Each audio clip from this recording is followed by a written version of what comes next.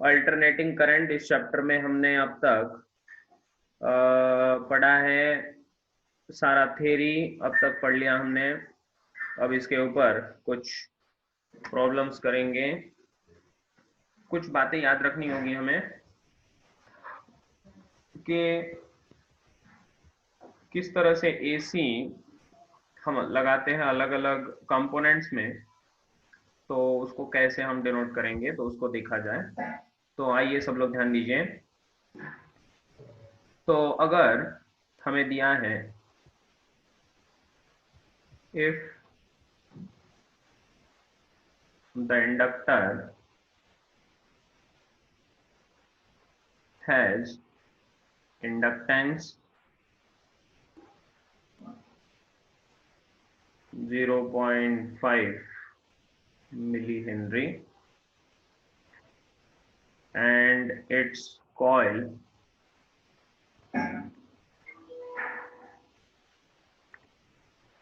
has some resistance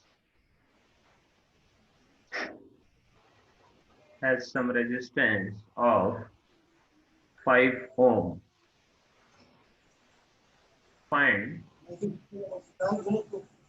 the EMF generated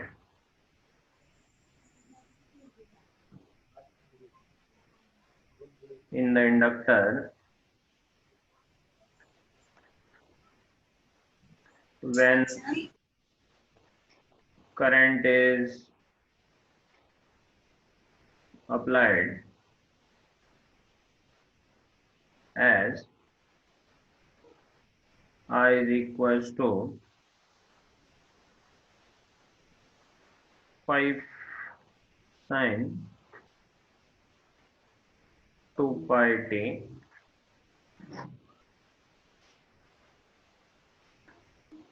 also find reactance and impedance of circuit। सब लोग ध्यान दीजिए, कैसा क्वेश्चन दिया है हमें, देखिए। If the inductor has inductance 0.5 millihenry and its coil has some resistance of 5 ohm, find the EMF generated in the inductor when the current applied as I equals to दिया है 5 sin 2 pi t। ठीक है, देखिए सब लोग ध्यान दीजिए। सबसे पहले हम बात करेंगे कि यहां पर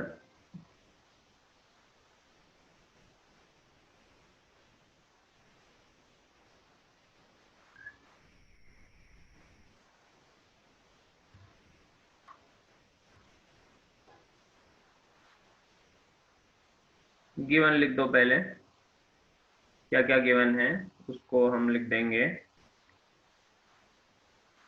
सो सी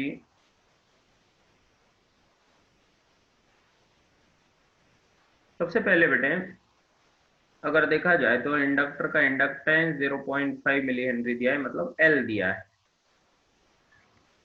0.5 मिली हेनरी।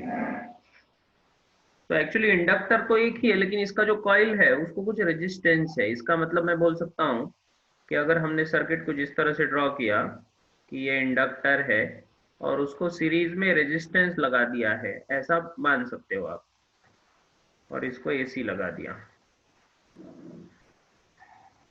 ठीक है, तो ये होगा एल, ये होगा आर। आर कितना दिया है, 5 ओम दिया है, और करंट कितना अप्लाई कर दिया हमने, 5 साइन 2 पाई टी, इतना हमने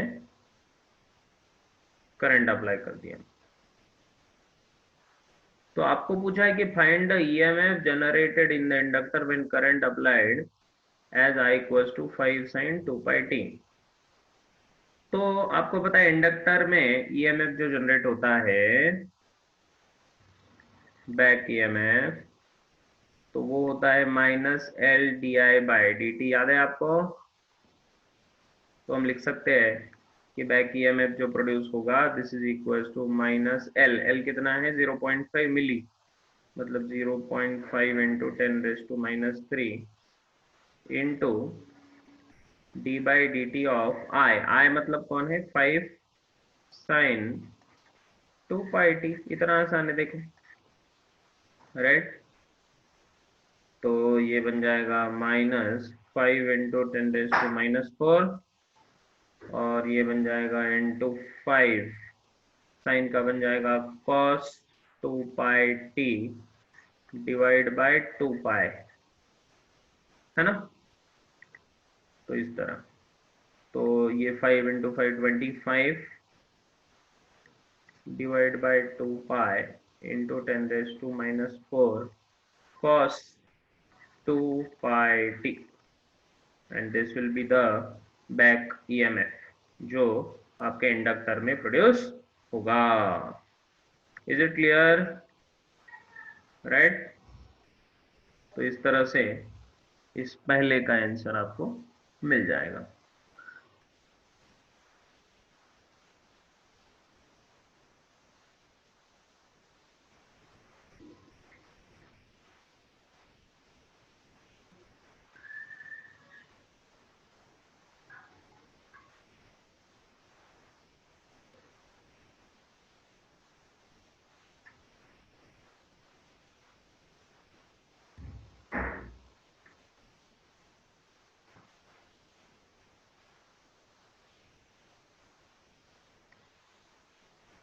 हाँ 2π से मल्टीप्लाई होगा, हाँ हाँ सही बात है, मैंने पता नहीं वो इंटीग्रेशन वाला लगा दिया,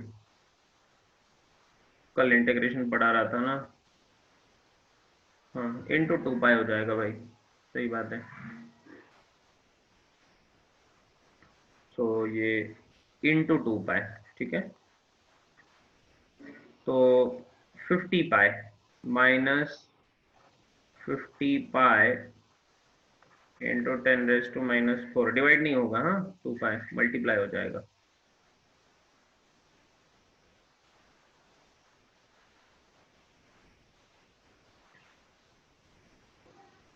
क्लियर, cos ऑफ 2πt,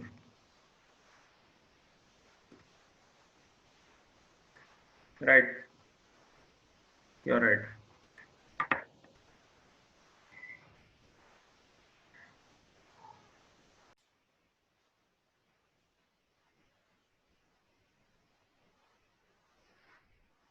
तो ये क्वेश्चन क्या था, इस क्वेश्चन में वायर 5 मीटर लंबा दिया है, supported by support horizontally at height 15 metre, है ना, और ईस्ट वेस्ट डायरेक्शन में है, ईस्ट वेस्ट में है।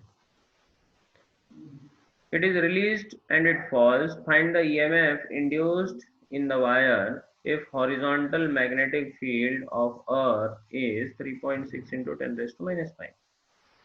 तो हॉरिजॉन्टल मैग्नेटिक फील्ड दी है, मतलब ये नॉर्थ साउथ डायरेक्शन में होगी मैग्नेटिक फील्ड, तो इसलिए परपेंडिकुलर ले लिया, हाइट लिया 15 मीटर, एग्रीड।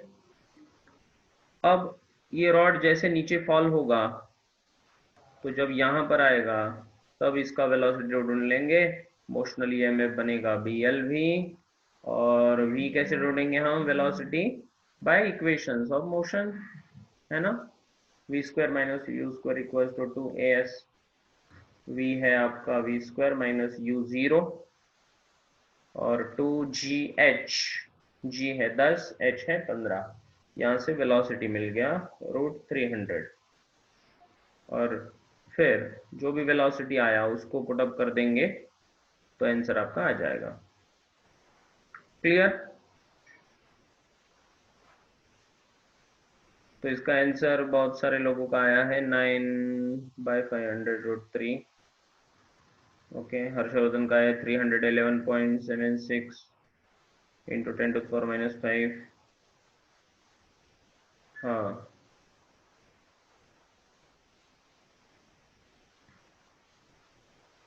इसका है 3.11 into 10⁻⁵।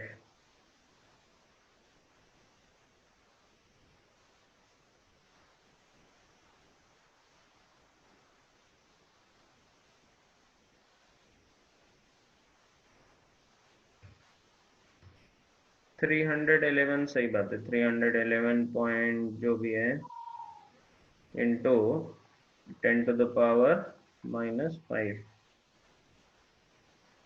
That is correct answer.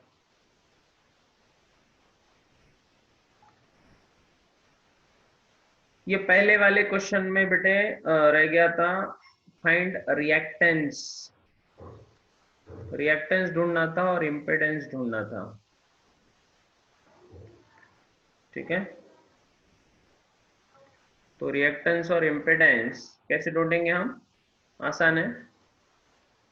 Reactance क्या होता है, एक्सएल, एक्सएल मतलब होता है रिएक्टेंस, राइट। और एक्सएल का फॉर्मूला क्या होता है, XL is equals to omega L. तो ओमेगा कितना होता है, 2 पाई, कहाँ से आया 2 पाई, देखो ना, ये अपना जो करंट है, करंट को ध्यान से देखो, वो है 5 sin⁻t।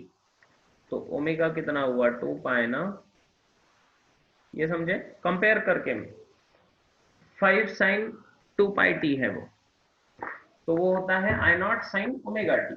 तो उसमें ओमेगा कितना बन गया 2 पाई, 2 पाई इंटू एल मतलब इंडक्टेंस 0.5 इंटू 10⁻⁻3, मिली मतलब ये मिली, और एच मतलब हेनरी, ठीक है। तो ये बना 0.5 और 2 कैंसिल, तो ये pi into 10⁻⁻3, that is your answer. और इसका यूनिट ओम ही होता है, ये ध्यान रखना होगा, इसको ओम में ही कैलकुलेट किया जाता है। हालांकि ये रेजिस्टेंस नहीं है, फिर भी ये रेजिस्टेंस की तरह एक्ट करता है, इसलिए इसका यूनिट ओम ही होता है, इसका यूनिट ओम ही होता है बेटे, ठीक है, इस तरह।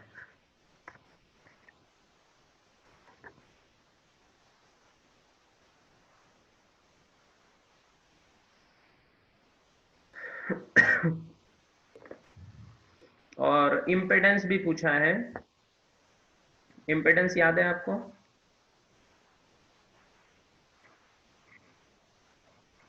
इम्पेडेंस होता है Z। अब इम्पेडेंस को हमने LCR सीरीज सर्किट के लिए डिफाइन किया था, तो ऐसा मान लेते कि फॉर्मूला वो ले लेते हैं, लेकिन उसमें C का वैल्यू 0 रख देते हैं, तो अपना आंसर आ जाएगा, है ना। तो Z कितना होगा, √ऑफ XL minus XC whole square plus R²।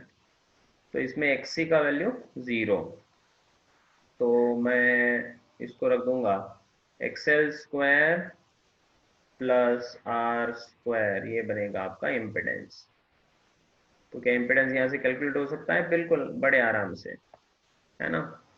तो हम लिखेंगे दिस इज इक्वल्स टू √ऑफ XL आया है पाई इंटू 10⁻⁻3 का स्क्वायर प्लस R², और R हमें कितना दिया है 5 ओम, तो 5²। तो ये जो टर्म है इसमें पाई इंटू 10⁻⁻3, इसको अगर कैलकुलेट करोगे तो बहुत छोटी टर्म आएगी, which is extremely small, pi into 10⁻⁻6, देखो ना, और ये 25। तो 25 के मुकाबले ये जो टर्म है ये बहुत ही छोटी है, इसलिए अप्रोक्सीमेटली आंसर आने वाला है 5। 25 प्लस ये जो टर्म है ये बहुत छोटी हो जाएगी, 10⁻⁻6 मतलब कितना छोटा हो गया, सुनो ना, है ना। और इसीलिए इम्पेडेंस अप्रोक्सीमेटली 5 के बराबर ही आएगा। क्लियर।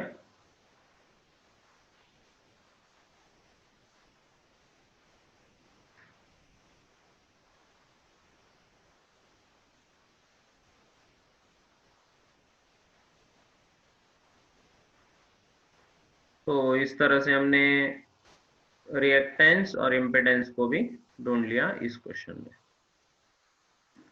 तो क्या ये समझ में आया सबके।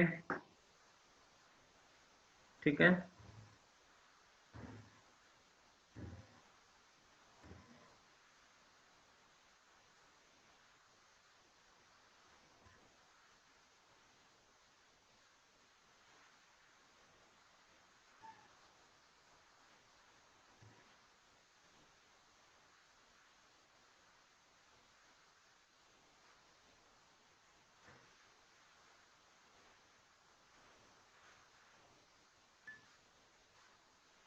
तो आइए आगे बढ़ते हैं। अभी एक जबरदस्त क्वेश्चन दे रहा हूं सब लोग को, देखिए।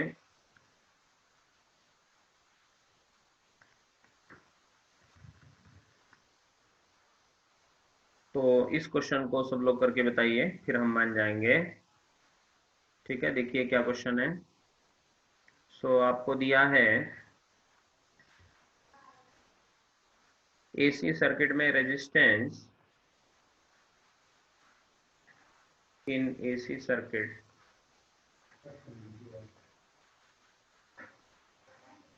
resistance is equals to 5 ohm. Inductor is 0.2 Henry, ठीक है, and capacitor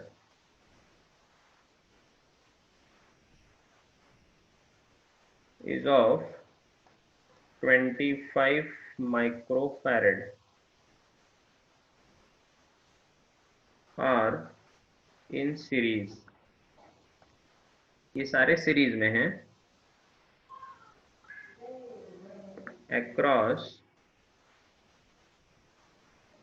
200 volt and 50 hertz supply. AC का जो सप्लाई है वो इतना है। Calculate. Number 1,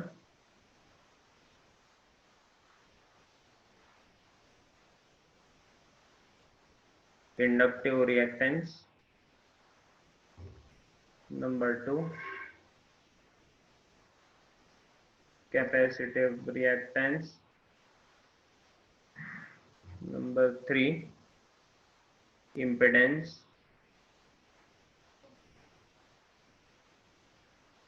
number 4, current in the circuit.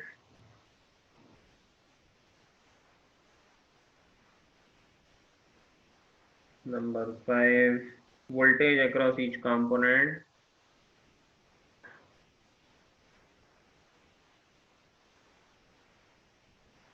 Voltage across each component. उसके बाद power factor.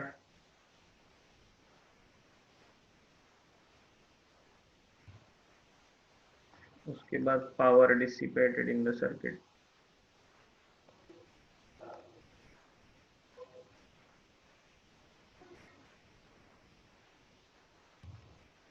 Power dissipated in the circuit हमें ढूंढना है।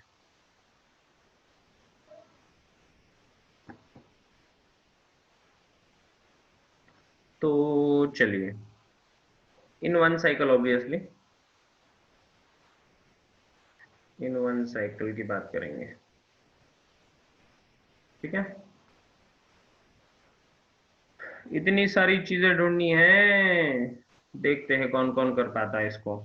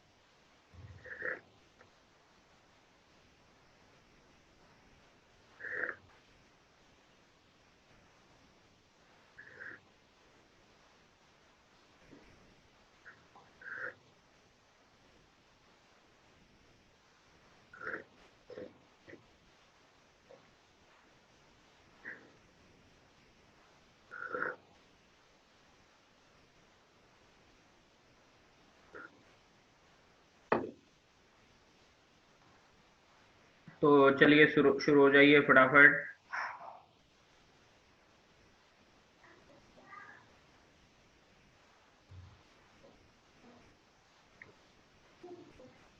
सबसे पहले आर है आपका 5 ओम, एल दिया है 0.2 हेनरी एंड सी है 25 माइक्रोफैरेड। और ये जो 200 वोल्ट जब हम कंसिडर करते हैं कि भाई आपको 200 वोल्ट का सप्लाई दिया है, तो ये समझ जाओ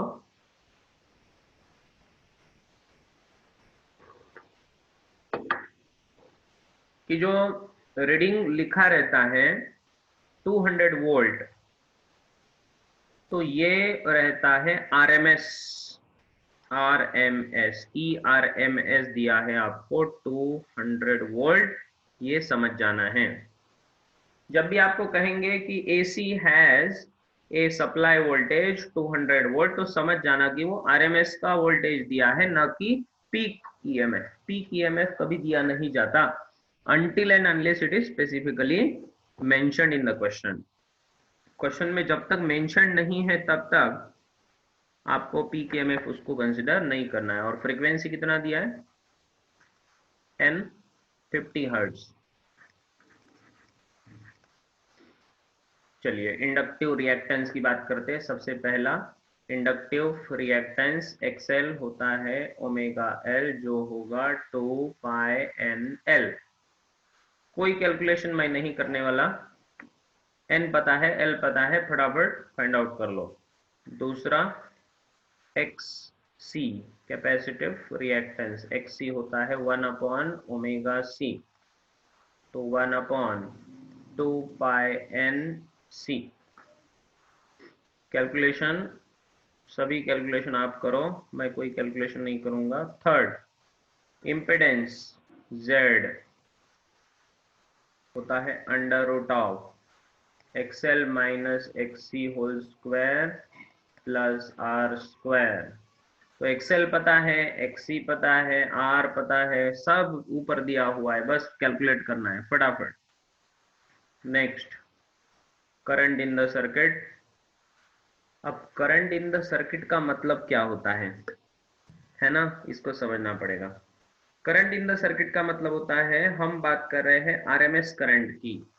कौन से करंट की? आरएमएस। तो आई आरएमएस ढूंढना है।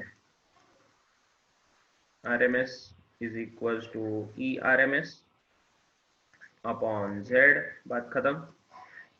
ठीक है, ई आरएमएस अपॉन जेड। तो जेड हमने अभी अभी ऊपर ढूंढ लिया, तो आई आरएमएस बहुत आसानी से आ जाएगा। ई आरएमएस दिया हुआ है। वोल्टेज अक्रॉस ईच कंपोनेंट, तो ईएल जो होगा वो होगा ये आई। अब ये आई जो है, ये करंट आई आरएमएस है, लेकिन हमें कौन सा चाहिए? आई नॉट चाहिए, ये ध्यान रखना होगा। हाँ, ये आई आरएमएस कैलकुलेट कर लिया हमने, तो इससे आई नॉट जो मैक्सिमम करंट है उसको ढूंढ कर भी कर सकते हो, या फिर आप उस आरएमएस के लिए आई आरएमएस इंटू एक्सएल, ईसी के लिए आई आरएमएस इंटू एक्सी, और ईआर के लिए आई आरएमएस इंटू आर। तो इससे सब कुछ सॉल्व हो जाएगा।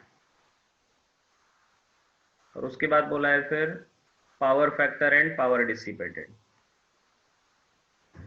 तो पावर फैक्टर में